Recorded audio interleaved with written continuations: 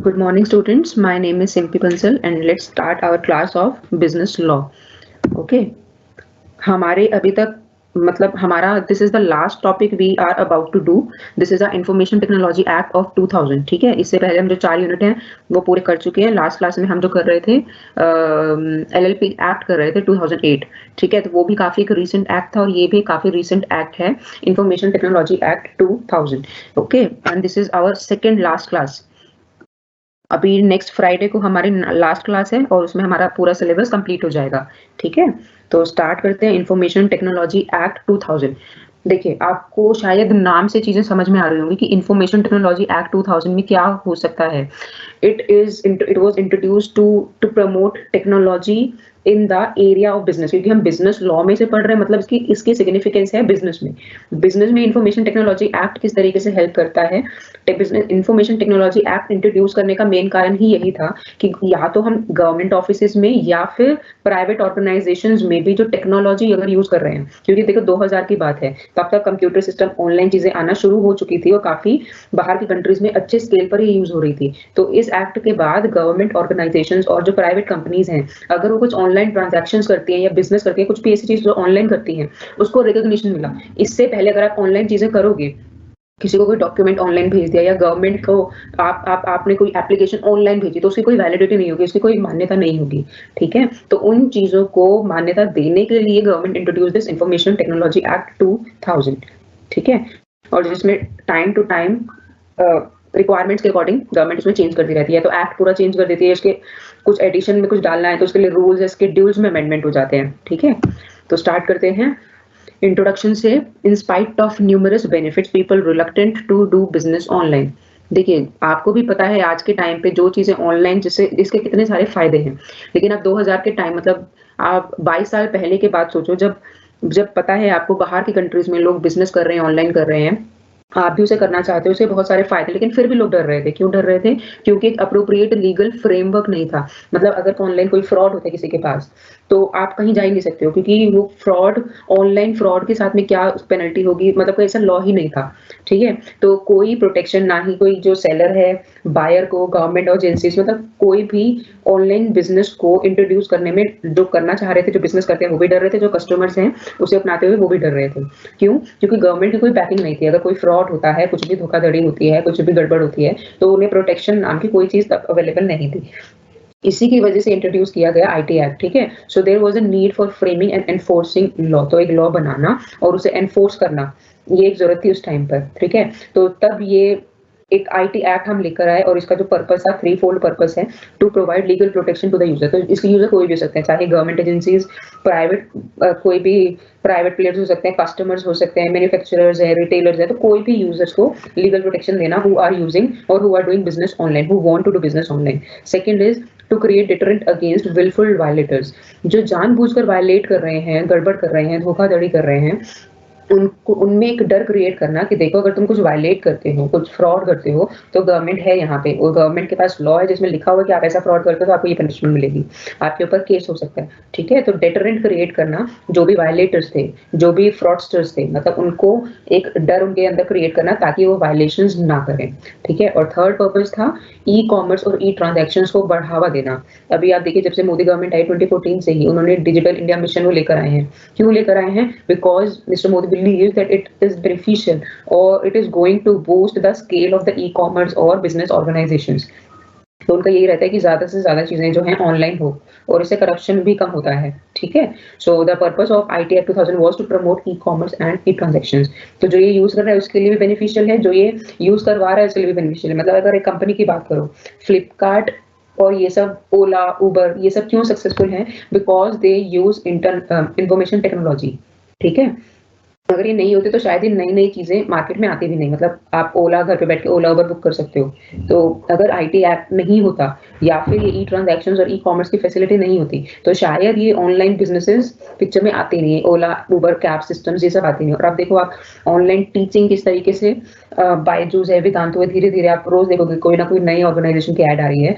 आप एसक्यूएल का ही देखो कि पहले ऑफलाइन क्लासेस थी, लेकिन हमारे पास e transactions, e commerce, electronic mode को यूज करने की फैसिलिटी है, तो आप घर बैठकर भी मतलब आपकी स्टडीज का कोई नुकसान नहीं हो रहा। आई नो बहुत सारी चीजों का और नुकसान होता है, एटलीस्ट स्टडीज का कोई नुकसान नहीं हो रहा। आपको घर बैठे भी आपकी सारी की सारी प्रिपरेशन सिलेबस कंप्लीट हो जाता है। ठीक है, तो ये फायदा है। गवर्नमेंट चाहती थी ई कॉमर्स और ई ट्रांजैक्शंस को बढ़ावा देना, वायलेटर्स के खिलाफ एक डर क्रिएट करना और सारे जो यूजर्स हैं उनको प्रोटेक्शन देना। तो इसी के लिए जो फर्स्ट स्टेप लिया गया इस डायरेक्शन में, that was the IT act, framing of this act of 2000 IT act. ठीक है, now it is a primary law in India dealing with electronic commerce and cyber crimes। तो ये पहला लॉ था, प्राइमरी लॉ था India में। इससे पहले कोई एक्ट ही नहीं था आईटी को लेकर, इंफॉर्मेशन या इंटरनेट या टेक्नोलॉजी को यूज करके कोई ऐसा एक्ट नहीं था। तो 2000 में पहली बार एक ऐसा एक्ट आया जो ई कॉमर्स को डील कर रहा था, ऐसे टॉपिक्स को लेकर आया था, उनके ऊपर प्रोविजन थे। और साइबर क्राइम, अगर ऐसा कुछ क्राइम होता है ऑनलाइन तो उनको कैसे डील करना है, उसके प्रोविजन थे इस आईटी एक्ट में। ठीक है, अब उसके बाद देखो ये आईटी एक्ट किसके ऊपर बेस्ड है। It is based on electronic commerce law made by UNCITRAL. UNCITRAL क्या है, ये एक यूएन का ही एक बॉडी है which is the full form is United Nations commission on international trade law.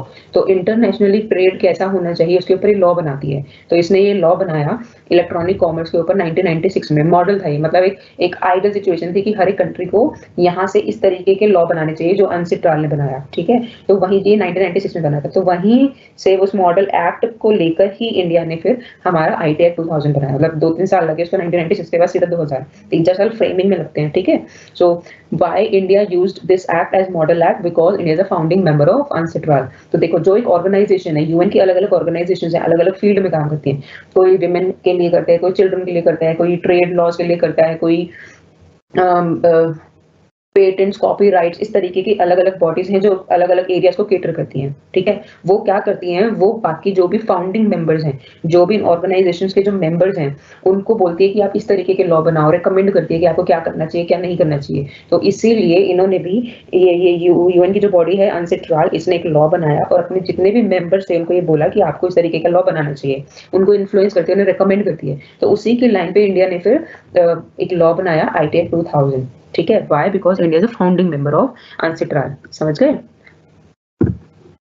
Now, IT Act 2000 deals with cyber crime and e-commerce। ठीक है, e-commerce को किस तरीके से प्रोटेक्ट करना है, उसे बढ़ावा देना है, साइबर क्राइम को किस तरीके से रोकना है, इन्हें किस तरीके से पनिश करना है। ठीक है, तो ये सब को डील करता है IT Act 2000। इसका मेन ऑब्जेक्टिव क्या था, to carry lawful and trustworthy electronic transactions and alleviate cyber crime. तो साइबर क्राइम को हटा के ई कॉमर्स को बढ़ावा देना और लोगों का ट्रस्ट क्रिएट करना इलेक्ट्रॉनिक ट्रांजैक्शंस में, ताकि चीजें इजीली हो और लॉफुल हो। मतलब एक लॉफुल लॉ की नजरों में आपने उसको रिकॉग्निशन दे दी कि अगर कोई भी चीज ऑनलाइन हो रही है तो वो उतनी ही वैलिड है जितनी ऑफलाइन हो रही है। आप किसी को मैसेज कर रहे हो फोन पे और किसी को लेटर लिख रहे हो, दोनों की सेम वैलिडिटी है because of IT act 2000। IT act 2000 से पहले अगर आप किसी को मैसेज करके कुछ देते या फिर एक ऑफलाइन एप्लीकेशन किसी सरकारी दफ्तर में देते तो ऑफलाइन एप्लीकेशन की वैल्यू होती, आपके मैसेज या फोन से अगर आपने कोई मेल कर दिया उसकी वैलिडिटी नहीं होती। ठीक है, तो उसको वैलिडेट करने के लिए this act came into picture. It includes, तो जो पूरा जो एक्ट है ये 13 चैप्टर्स में डिवाइडेड है, 1 2 3 4 करके से, और हर एक चैप्टर में कुछ कुछ सेक्शंस है। ठीक है, तो 13 चैप्टर्स में डिवाइडेड है पूरा का पूरा एक्ट, और इसमें टोटल में 90 सेक्शंस हैं और उसके बाद 2 स्केड्यूल्स हैं। तो 90 सेक्शंस मतलब ये पूरा आईटी खत्म होता है, उसके बाद 2 स्केड्यूल्स और हैं, कुछ प्रॉपर एक लिस्ट होती है स्केड्यूल्स में। ठीक है, तो ये है हमारा IT act. It was majorly amended in 2000। देखो अमेंडमेंट इसमें बहुत सारी है, छोटी छोटी 3-4 सालों में कुछ ना कुछ अमेंडमेंट इसमें आ जाते हैं। कोई नए रूल्स आ गए, सुप्रीम कोर्ट का कोई वर्डिक्ट आ गया, उसकी वजह से इसमें कुछ चेंजेस आ गए, गवर्नमेंट इसमें कोई रूल्स लेकर आ गई, गवर्नमेंट ने कुछ छोटे मोटे चेंजेस कर दिए, गवर्नमेंट कुछ बजट में लेकर आई है, उसको इनकॉर्पोरेट करने के लिए आईटी एक्ट में चेंजेस हुए हैं। तो चेंजेस बहुत सारे होते हैं, बहुत सारी चीजों की वजह से होते हैं, लेकिन जो मेजर चेंज हुआ आईटी एक्ट में वो हुआ था 2008 में। ठीक है, now what is the objective of introducing this IT Act? It was introduced to grant legal recognition to। तो सबसे पहले इनको लीगली रिकॉग्नाइज करना था किन किन को, ऑनलाइन अगर कोई भी ट्रांजैक्शन करता है, मतलब आप एज्यूम करो 2000 से पहले का टाइम और आज का टाइम आप कंपेयर भी नहीं कर पाओगे। आज के टाइम पे हर चीज ऑनलाइन होती है और उस टाइम पे चीजें ऑनलाइन हो ही नहीं सकती थी क्योंकि गवर्नमेंट ही उसे रिकॉग्नाइज नहीं करती, और अब तो गवर्नमेंट ही कितना प्रमोट करती है, भीम ऐप है कि पेमेंट आप ऑनलाइन करो, सर्विसेज ऑनलाइन करो, ठीक है, इस तरीके से grant legal recognition to online transactions, digital signature and electronic records. अगर आप कोई रिकॉर्ड्स को मेंटेन, आपने किसी ऑफिस में देखा होगा किस तरीके से अलमारियां भर भर के रिकॉर्ड्स को मेंटेन करते हैं, कभी एसएल के ऑफिस से चले जाना, वहां पता लग जाएगा, वो होते हैं रिकॉर्ड्स। क्योंकि गवर्नमेंट का रेगुलेशन ये रूल कहता है कि आपको 10 सालों तक रिकॉर्ड्स को मेंटेन करके रखना है, कम से कम 10 सालों तक, ठीक है। तो उन अलमारियों में वो रिकॉर्ड रखने की बजाय आप उनको इलेक्ट्रॉनिकली भी सेव करके रख सकते हो। इसको भी रिकॉग्नाइज कहा गया कि अब अगर आप इलेक्ट्रॉनिकली रिकॉर्ड्स को सेव करते हो तो वो भी उतना ही वैलिड होगा, ठीक है। तीसरी चीज हो गई। दूसरी चीज डिजिटल सिग्नेचर क्या आते हैं। जब भी आपने कोई डिजिटल सिग्नेचर, मतलब आजकल जो है कोरोना के टाइम पे डिजिटल सिग्नेचर को भी एक बहुत बड़ा बूम मिला है। डिजिटल सिग्नेचर क्या है, देखो आप किसी को हैंड रिटन साइन कर रहे हो, और वही चीज अगर मैं अपना कोई मेल लिख रही हूँ, मैं अपना मेल एसएल में भेज रही हूँ, ठीक है। अब एसएल वालों को तो नहीं पता ना वो मेल मैंने किया है, मेरे कंप्यूटर से हो सकता है किसी और ने कर दिया हो, मेरा पासवर्ड और ये सब लेकर किसी और ने कर दिया हो। तो इस चीज को वो कैसे वेरीफाई करेंगे, उस पर देखेंगे। अगर मैं अपने डॉक्यूमेंट पे साइन करके उन्हें भेजूंगी तो उन्हें पता लग जाएगा कि हाँ ये सिंपी बंसल ने ही भेजा है। तो ये ऑनलाइन कैसे होता है, उसका एक मेथड है डिजिटल सिग्नेचर, ठीक है। तो वो जो मेरा मेल है उसके नीचे मेरा नाम होगा, और वो उस चीज को कैसे वेरीफाई डिजिटल सिग्नेचर के तरीके से काम करता है, आज हम सब इसमें पढ़ेंगे, ठीक है। To amend many acts like, अब देखो जब आईटी एक्ट 2000 आया तो इसने बहुत सारे एक्ट्स, ऑलरेडी जो एक्ट्स थे उनको भी अमेंड करा। तो ये देखो ये कुछ एक्ट्स हैं जिनको अमेंड हुआ। ये इंडियन एविडेंस एक्ट 1972, मतलब ये गवर्नमेंट की ऑर्गेनाइजेशंस में पेपर ऑनलाइन अब यूज हो इसके लिए अमेंड किया गया। Bankers book evidence act 1891, banking में आईटी को यूज करना, ऑनलाइन ट्रांजैक्शंस को यूज करना, उसके लिए इसमें एक्ट हुआ। इंडियन पीनल कोड, पनिशमेंट क्या होनी चाहिए साइबर क्राइम्स की, उसके लिए आईपीसी में हुआ। आरबीआई किस तरीके से अपनी रिपोर्ट्स और ये सब ऑनलाइन पब्लिश कर सकता है, उसके लिए आरबीआई एक्ट में 1934 में, जो आरबीआई एक्ट 1934 है उसमें भी अमेंडमेंट्स हुए 2000 में, ठीक है। तो ये है amendments in different acts. Now the next topic is facilitates. So IT Act facilitates electronic filing of documents and electronic storage. तो आप इलेक्ट्रॉनिकली डॉक्यूमेंट को स्टोर कर सकते हो, इलेक्ट्रॉनिकली डॉक्यूमेंट्स को फाइल कर सकते हो। जैसे कि आईटीआर आप फाइल कर रहे हो, जीएसटी रिटर्न फाइल कर रहे हो, आप अपने एसएल के एडमिशन के फॉर्म ऑनलाइन फाइल कर रहे हो। तो ये सब क्या है, ये आईटी एक्ट के बाद ही पॉसिबल हो पाया, ठीक है। Next objective is to manage crime. तो क्राइम किस लेवल पे हो सकते हैं, देखो टेक्नोलॉजी में सबसे बड़ी या तो ये बेनिफिट कह लो या फिर ये मुसीबत कह लो कि boundary does not matter much. एक बंदा जो यूएस में बैठा है वो, या फिर रशिया में बहुत जो लोग होते हैं वो अलग अलग कंट्रीज के सिस्टम्स को हैक करते रहते हैं, ठीक है। रशियंस बहुत स्मार्ट होते हैं चीजों में, पाकिस्तानी बहुत स्मार्ट होते हैं हैक करने में, hackers, they are good hackers, ठीक है। तो अगर आपने मनी हाई सीरीज देखी है तो उसमें भी वो जो हैक करते हैं सिस्टम को, जो फोर्थ या फिफ्थ सीरीज में है, उसमें भी जो हैक करते हैं वो पाकिस्तान से ही कुछ लोग होते हैं जो सिस्टम को हैक करते हैं, जो प्रोफेसर की हेल्प करते हैं, ठीक है। तो इसमें सबसे बड़ा आईटी एक्ट इस पे फोकस किया कि क्राइम चाहे इंडिया के अंदर हो रहा है, नेशनल लेवल पे हो रहा है, चाहे इंटरनेशनल लेवल से हो रहा है, जिसमें इंडिया को नुकसान हो रहा है, इंडिया के डेटा को या कोई इसने इंडिया के सिस्टम्स को या डिफेंस के सिक्योरिटी पर्पज की जो सेव्ड फाइल्स हैं उनको कोई मिसयूज कर रहा है, तो उस केस में पूरा आईटी एक्ट जो है नेशनल लेवल और इंटरनेशनल लेवल के क्राइम्स को मैनेज करता है, ठीक है। And next is it also provide legal infrastructure. तो किस तरीके से इंफ्रास्ट्रक्चर को भी बढ़ावा मिले कि ऑनलाइन बिजनेसेस को प्रमोशन हो। मतलब देखो ऑनलाइन बिजनेसेस के लिए चाहिए कि आपका नेटवर्क अच्छा हो, टावर्स लगे, ज्यादा से ज्यादा टावर्स लगे, 4G कनेक्शन, 5G स्पेक्ट्रम के अच्छे से सील हो। तो ये सारा इंफ्रास्ट्रक्चर का काम लोकल या फिर प्राइवेट प्लेयर्स नहीं कर सकते, इसमें गवर्नमेंट का हाथ होना बहुत जरूरी है, ठीक है। तो वो इंफ्रास्ट्रक्चर भी प्रोवाइड करना, बोला गया आईटी एक्ट में कि इंफ्रास्ट्रक्चर को भी प्रोवाइड करना गवर्नमेंट का फोकस होना चाहिए ताकि ऑनलाइन बिजनेसेस को बढ़ावा मिले। अब ये देखो अगर आप ऑनलाइन चीजें कर भी रहे हो लेकिन जहां पे आप देना चाहते हो वहां पे स्पीड ही नहीं है इंटरनेट की, तो क्या फायदा इस चीज का। तो इंफ्रास्ट्रक्चर भी बहुत जरूरी है आईटी को प्रमोट करने के लिए, ऑनलाइन बिजनेसेस को प्रमोट करने के लिए, ठीक है।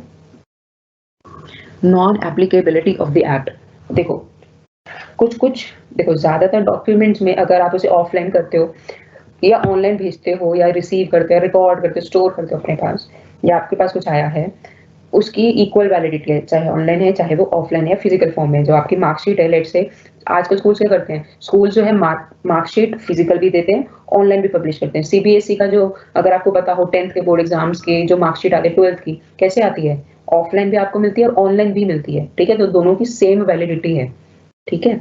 लेकिन कुछ डॉक्यूमेंट्स ऐसे हैं जो ऑफलाइन मोड में ही अभी तक चल रहे हैं और उनके ऊपर ये एक्ट अप्लाई नहीं होता, मतलब वो ऑनलाइन मोड में अगर आप भेजोगे तो वो वैलिड नहीं माने जाएंगे, ठीक है। तो ये जो लिस्ट दे रखी है कौन कौन से डॉक्यूमेंट जो हैं जिनके ऊपर आईटी एक्ट एप्लीकेबल नहीं होगा, ये लिस्ट दे रखी है शेड्यूल 1। मैंने बताया था आपको आईटी एक्ट में 2 शेड्यूल्स हैं, एक्ट खत्म होने के बाद नीचे जो होते हैं, उसमें से first schedule contains list of those documents which can not be accepted online.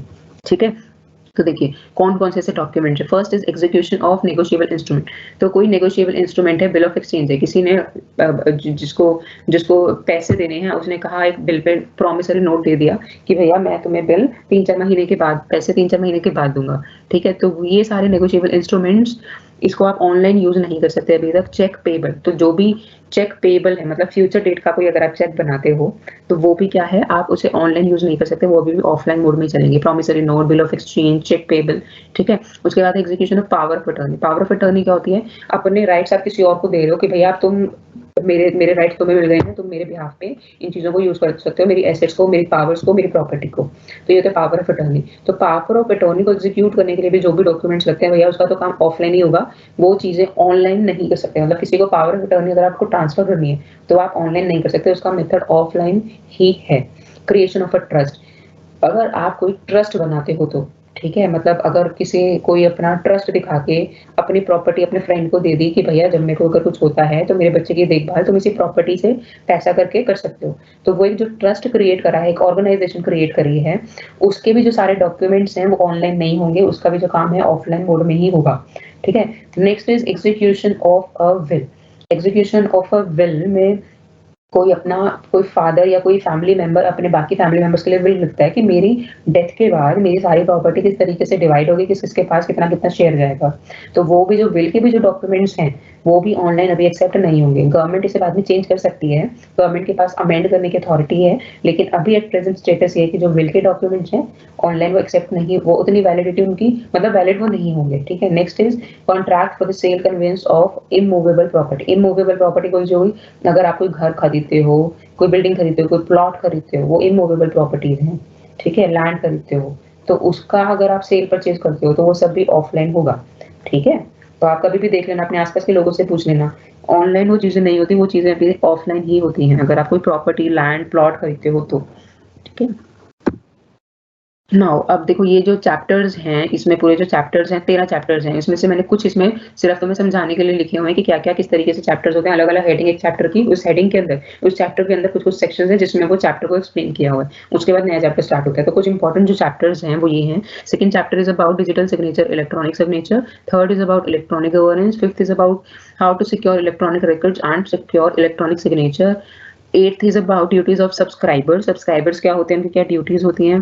Chapter 9 is about penalties and adjudication. Adjudication क्या होता है, solution.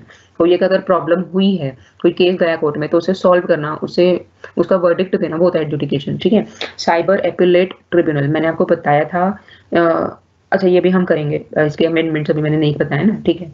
Chapter 10 is about cyber appellate tribunal, मतलब अपील आप कहाँ पे करोगे। पहला एक केस हुआ, ठीक है, उसकी अपील अगर आप उससे उसकी जजमेंट से सेटिस्फाइड नहीं हो, उस कोर्ट की जजमेंट से या ट्रिब्यूनल की जजमेंट से, उसकी अपील आप कहाँ करोगे। जैसे कि लोअर कोर्ट में कोई केस आया प्रॉपर्टी को लेकर आया लेट से, ठीक है, उसकी जजमेंट से आप वो नहीं हो, सेटल्ड नहीं हो, सेटिस्फाइड नहीं हो, तो आप कहाँ जाओगे, हाई कोर्ट में। हाई कोर्ट का फिर से जजमेंट आया, उसकी भी जजमेंट से आप सेटिस्फाइड नहीं हो, फिर कहाँ जाओगे, सुप्रीम कोर्ट में। तो ये एपिलेट कोर्ट्स हैं, अपील कर सकते हो आप। तो वही है, अब यहाँ पे आईटी एक्ट में भी एक एपिलेट ट्रिब्यूनल है। अगर आप लोअर कोर्ट की जजमेंट से सेटिस्फाइड नहीं हो तो आप CAT कैट में अप्लाई कर सकते हो, अपील कर सकते हो। ठीक है। अपील का मतलब है लोअर कोर्ट से सेटिस्फाइड नहीं हो तो अपर में जा रहे हो, अपील कर रहे हो। ठीक है। उसके बाद है ऑफेंसेस, कौन कौन से ऑफेंसेस को आईटी एक्ट में जगह मिली है जिसको हम साइबर क्राइम बोल सकते हैं। ठीक है। अब ये है देखो मेजर अमेंडमेंट्स। अब एक मिनट दो मुझे। Major amendments to the IT act 2000। तो सबसे पहले तो देखो 2000 में 2000 में ये बिल पास हुआ और उसके बाद सीधा 1-2 साल के बाद में ही इसमें आया कि ई चेक्स को भी इंक्लूड किया जाए एक्ट में। अभी मैंने आपको शेड्यूल में बताया था cheques payable are not included in this act. यहाँ पे ई चेक्स की बात हो रही है, जो पेएबल चेक्स नहीं है। पेएबल चेक्स कौन से होते हैं, जो किसी एक पर्टिकुलर डेट, फ्यूचर डेट की हम बात करते हैं। अगर मैं आज का चेक काट रही हूँ, आज की डेट का काट रही हूँ, तो उसको ई चेक फॉर्म में मैं यूज कर सकती हूँ। लेकिन अगर मैं 10 दिनों के बाद का चेक आज काट रहे हो, किसी को दे रहे हो, तो वो ई चेक उसको हम ई की फॉर्म में, इलेक्ट्रॉनिक फॉर्म में कन्वर्ट नहीं कर सकते। और यहाँ पे दूसरी चीज़ है, ई चेक्स में बैंकिंग सिस्टम में ई चेक्स यूज़ होते हैं। मतलब एक चेक आया उनके पास और उसकी फोटो खींच के किसी और बैंक में वो इन्फॉर्मेशन भेज रहे हैं। मतलब पहले क्या होता था, चेक आपने जिस बैंक को इश्यू करे, देखिए जैसे मेरा एसबीआई का अकाउंट है, लेट्स से मैंने किसी को चेक दिया, जिस पर्सन को दिया उसका अकाउंट किसी और बैंक में है, लेट्स से एचडीएफसी में, तो वो बंदा एचडीएफसी में सबमिट करेगा, एचडीएफसी बैंक बाद में एसबीआई से वो पैसा निकालेगा। तो वो जो बैंक एचडीएफसी बैंक है, वो चेक सारे एसबीआई को भेजेगा, जो भी एसबीआई के ब्रांच के पैसे हैं, फिर एसबीआई उनको पैसे ट्रांसफर करेगा। ठीक है, इस तरीके से होता है। तो ई चेक सबसे ज्यादा जरूरी है बैंकिंग सेक्टर में। तो अब सिस्टम क्या होता है, जो एचडीएफसी है बजाय चेक्स को एसबीआई को भेजे फिजिकली, वो उन चेक्स की फोटो एसबीआई बैंक को भेज देता है। ठीक है, तो फिजिकल मोड में ज्यादा टाइम लगता है, ऑनलाइन उसने फोटो खींची और उसे भेज दिया, इसमें कम टाइम लगता है। तो इसीलिए बैंकिंग सेक्टर में इन्हें सहूलियत हो, उस चीज उसकी वजह से ही 2002 में 2 सालों के बाद ये अमेंड किया गया, ई चेक्स को भी इसमें एक्ट में इंक्लूड करना चाहिए। ठीक है,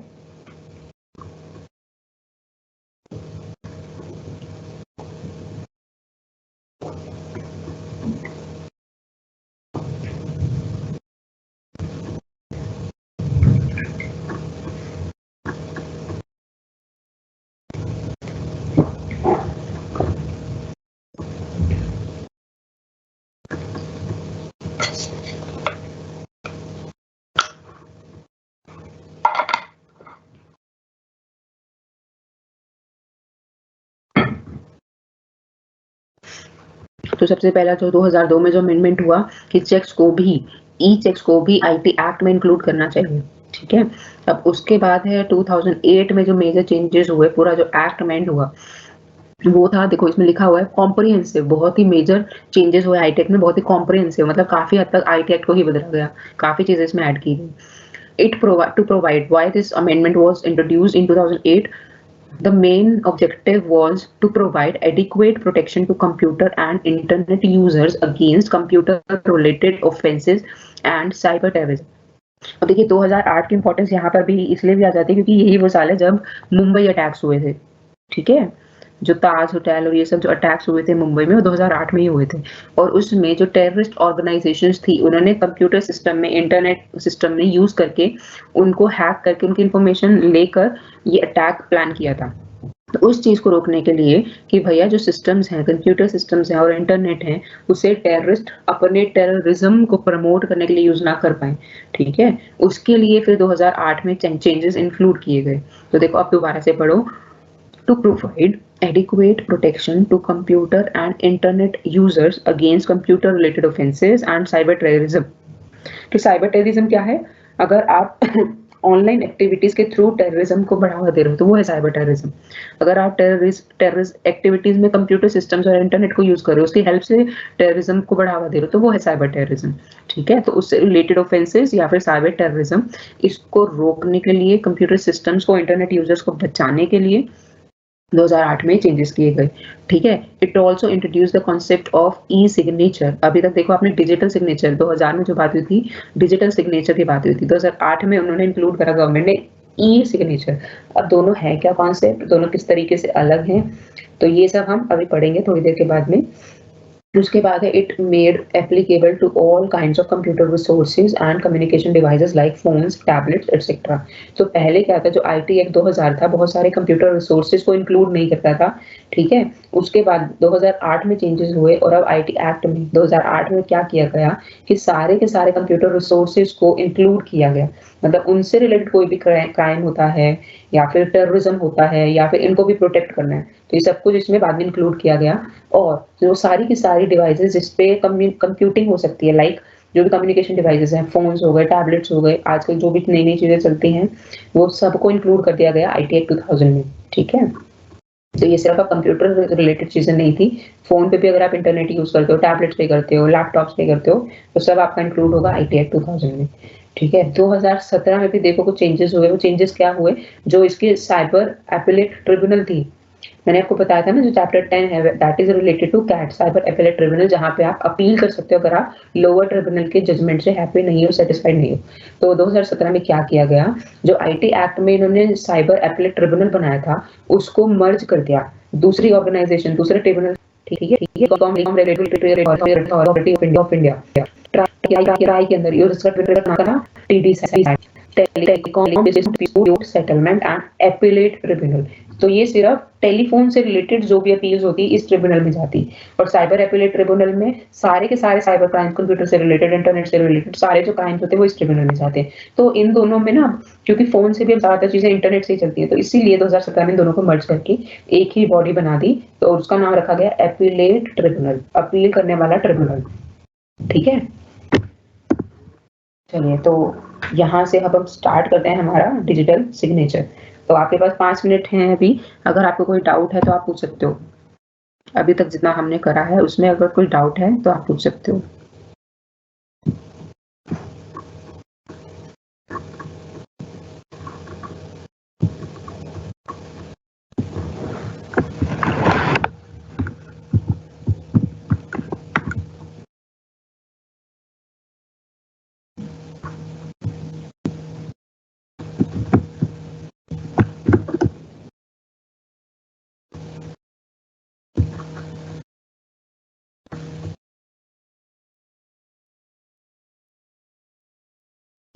पेपर आपको किस तरीके से करना है अर्चित जगी, ये सारा का सारा आपको एग्जाम से पहले बता दिया जाएगा। ठीक है, तो डोंट वरी, किस तरीके से होते हैं पेपर सब आपको पता लग जाएगा।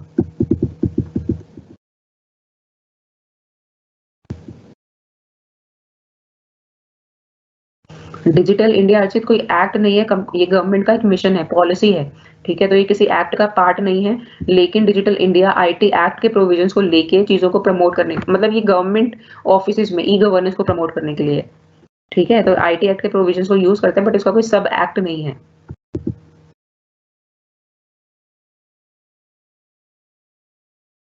वंदना, देखो ई चेक्स का मतलब है, ये नॉर्मली बैंकिंग में यूज होते हैं। आप अगर किसी को चेक देते हो तो वो ई चेक नहीं देते हो। तो ई चेक वाला जो प्रोविजन 2002 में ऐड किया गया, वो बैंकिंग में बैंकिंग को फैसिलिटेट करने के लिए यूज किया गया। तो जब एक बैंक दूसरे बैंक से कोई बैंक चेक को लेकर क्लियरेंस लेता है, ठीक है, सपोज मेरा जो मैंने आपको एग्जाम्पल दिया, मेरा SBI का चेक मैंने किसी आपको ही दे दिया, या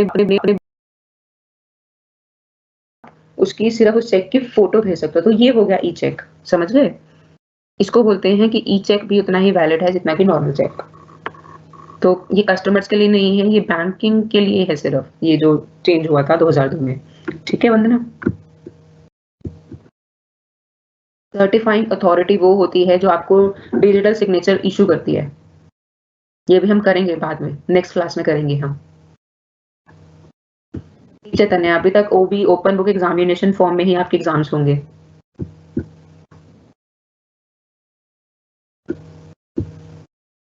हाँ, ये आईटी एक्ट का एक नया चैप्टर ही समझ लो आप, डिजिटल सिग्नेचर। ठीक है विवेक?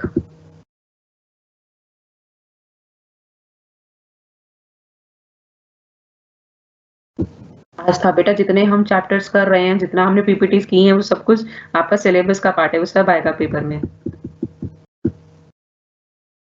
ये हम करेंगे अभी अभी थोड़ी देर में ही करेंगे कि डिफरेंस क्या है। तो ये डिजिटल सिग्नेचर का जो चैप्टर अभी हम स्टार्ट करने वाले हैं उसी में आपको क्लियर हो जाएगा डिजिटल सिग्नेचर क्या है, इलेक्ट्रॉनिक सिग्नेचर क्या है। ठीक है चैतन्य?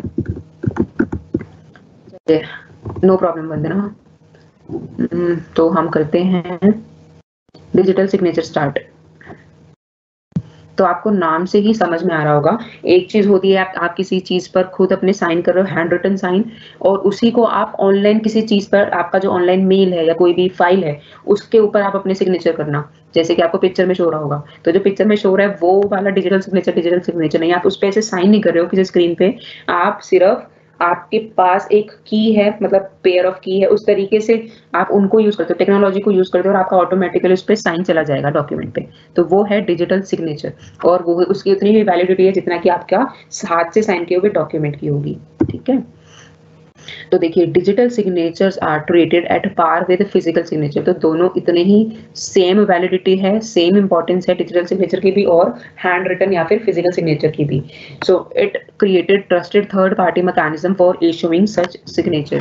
तो इस एक्ट ने क्या किया है, third party insurance, third party mechanism create किया है टू इशू सच सिग्नेचर्स, मतलब जो भी सिग्नेचर्स जो भी सिग्नेचर्स हम जब डिजिटल सिग्नेचर की बात करते हैं तो ये कौन हमें इशू कर रहा है, ये एक थर्ड पार्टी इशू कर रही है और ये जो है काफी हद तक गवर्नमेंट के हाथ में है, मतलब गवर्नमेंट हमें इशू कर रही है डिजिटल सिग्नेचर।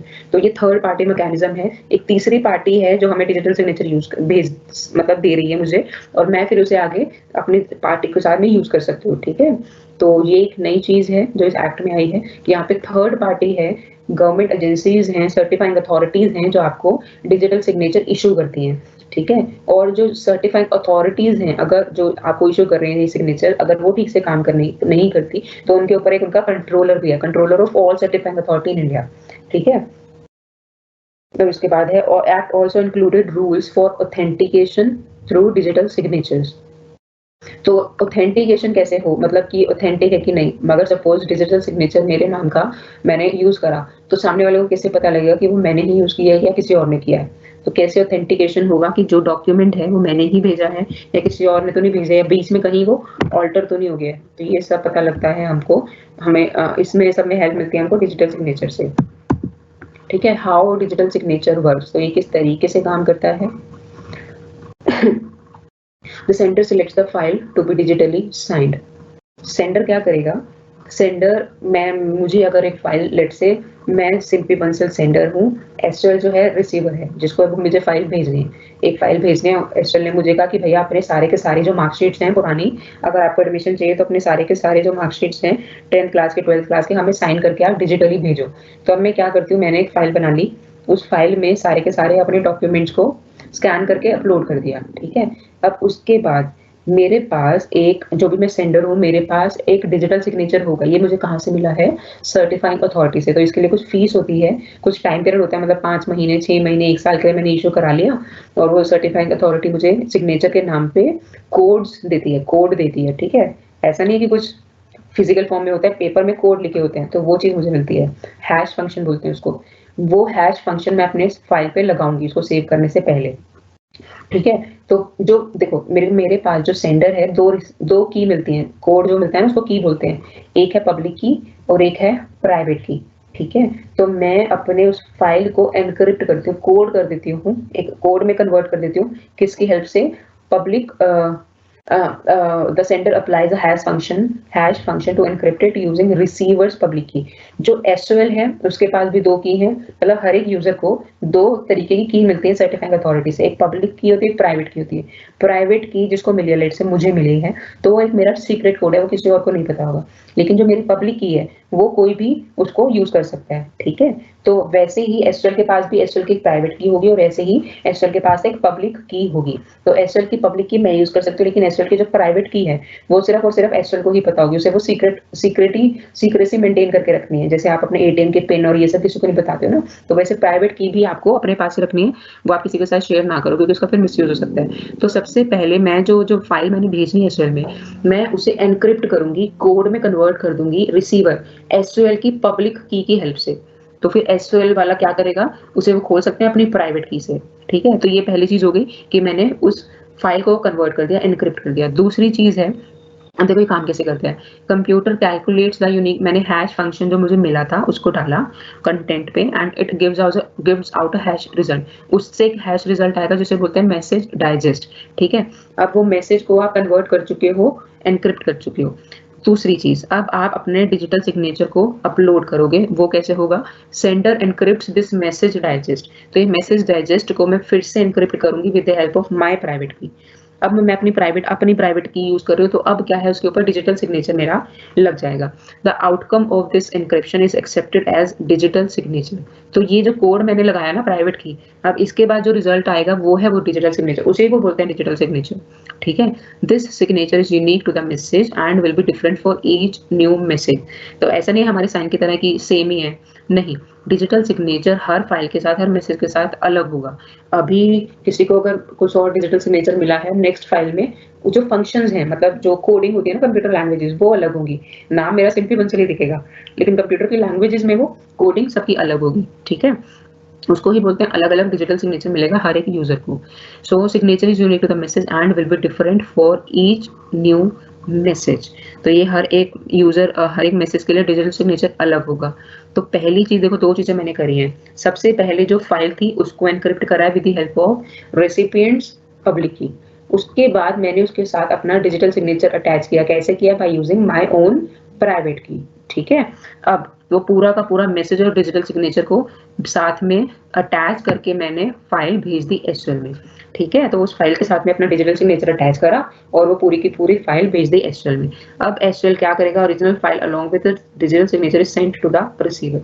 ये रिसीवर को चली गई है अब ये फाइल। ठीक है, the receiver uses the associated document. अब रिसीवर के पास ये फाइल जा चुकी है मेरे डिजिटल सिग्नेचर के साथ, मैंने अटैच करके उसे भेज दी। अब रिसीवर का काम शुरू होता है। Receiver uses the associated document application. तो पहले तो उसे वो डॉक्यूमेंट खोलना पड़ेगा, खोलेगा या तो एमएस ऑफिस में खोलेगा, पीडीएफ फाइल होगी उसमें खोलेगा, तो वहां पे पता लग जाएगा उसे, वो मैसेज दे देगा वो जो ऐप है कि ये जो है जो फाइल है डिजिटली साइंड है। ठीक है, अब डिजिटली साइंड फाइल को रिसीवर क्या करेगा? The receiver's computer then decrypts the digital signature using the sender's public key. तो सेंडर की जो पब्लिक की है, मतलब जो जो मेरी पब्लिक की है, मेरी पब्लिक की से जो एसक्यूएल है उस मैसेज को, उस डिजिटल सिग्नेचर को खोल सकते हैं। ठीक है, तो डिजिटल सिग्नेचर मैंने एन्क्रिप्ट किए थे मेरी प्राइवेट की से, उन्होंने वो डिक्रिप्ट करे हैं मेरी पब्लिक की से। अब उन्हें मैसेज करना है by using the same hash algorithm. तो वही हैश सिस्टम को यूज करके पब्लिक की से वो फाइल खुल जाएगी। अब दूसरा क्या है? If the message digest is the same as the message digest received from the sender, here is the receiver can be sure that no alteration has been made in the original message। तो यहाँ पे देखो, अभी message digest को आपने encrypt नहीं करा है, अभी सिर्फ डिजिटल सिग्नेचर को आपने एनक्रिप्ट करा, डिक्रिप्ट करा है। तो यहाँ पे अगर डिजिटल सिग्नेचर डिक्रिप्ट हो जाता है सेंडर की पब्लिक की से, तो उसमें चीज क्लियर हो जाएगी कि हाँ ये सेंडर का ही भेजा हुआ डिजिटल सिग्नेचर है। ठीक है, अब उसके बाद बचा मैसेज। मैसेज को एसक्यूएल किस तरीके से डिक्रिप्ट करेगा? अपनी प्राइवेट की यूज करके। The recipient can read the message bye decrypting it with his own private की। ठीक है, समझ गए? दोबारा से बता देती हूँ, मैं सेंडर हूँ, एसक्यूएल और रिसीवर है, तो मेरे पास दो चीजें हैं। फाइल को मुझे एनक्रिप्ट करना है, कोड में भेजना है। ठीक है, उसी फाइल को उसी तरीके से मैं नहीं भेजना चाहती सिक्योरिटी रीजंस की वजह से, क्योंकि फाइल्स को एक सिस्टम से दूसरे सिस्टम तक पहुंचने से पहले ही जो हैकर्स होते हैं उसे किसी और पाथ में, किसी और सिस्टम में ले सकते हैं, यूज कर सकते हैं उसको। तो पहले मैं क्या करूंगी, मुझे अपना फाइल को भी इनक्रिप्ट करना है, उसके बाद डिजिटल सिग्नेचर भी उसके साथ अटैच करना है।